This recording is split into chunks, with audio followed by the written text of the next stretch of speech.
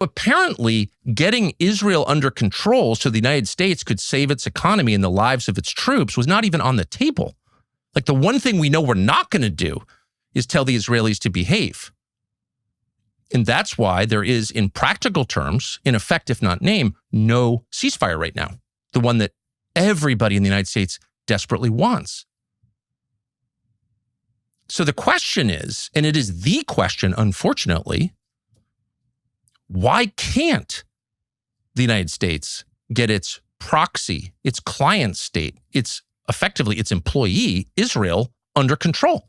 Why is that the one thing that's never on the table?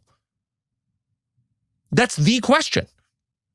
It's the question that Joe Kent, one of the top U.S. intel officials, asked when he resigned a few weeks ago. We got into this war at the urging of another country, Israel. The war did not go well. Now we can't get out of the war because of the behavior of that same country, Israel. Why? Why can't this president or any president say no to Israel? And we have a right to know why. It's not just because we love Israel and it's the only democracy in the Middle East. And if it is, then our leaders are dumber than we thought they were, but it's probably not that. Because they understand perfectly well how bad this is for the U.S. And there are, believe it or not, a lot of people in the White House who care about the United States. People with power in the White House. They're not all whatever you think they are, zombies doing Bibi's bidding. Some of them can see very clearly where this is heading. It's heading toward a nuclear strike by Israel on Iran. That's obvious.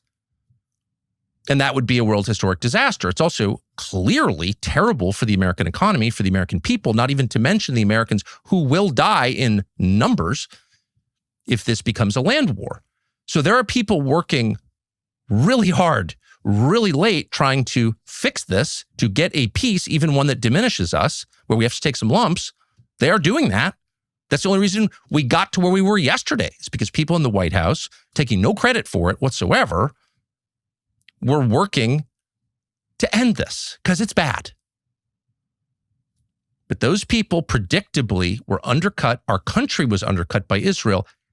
And there's apparently nothing we can do about it. So again, why is that? And once this is over, even before it ends, every American has a right to know, why does this tiny country have so much control over our government? Is it consent? It doesn't look like it. Now, Joe Kent said point blank when he resigned. And by the way, the day he resigned, he retained highest level security clearance. They tried to tell you, oh, he was a leaker. He was under investigation. It was a lie. They admitted it was a lie. He wasn't under investigation by the FBI. Untrue. And you know it's untrue because he held his security clearance till the day he left the building. So there's no intelligence in the U.S. government that Joe Kent couldn't see. None. He was one of the most informed people in the world. And his conclusion was, there's something weird going on here. And one of the clues is the Butler shooting, the shooting in the summer of 2024 during the presidential election, where President Trump was shot in the ear by a gunman a little over 100 yards away on the roof of a building called Thomas Crook's.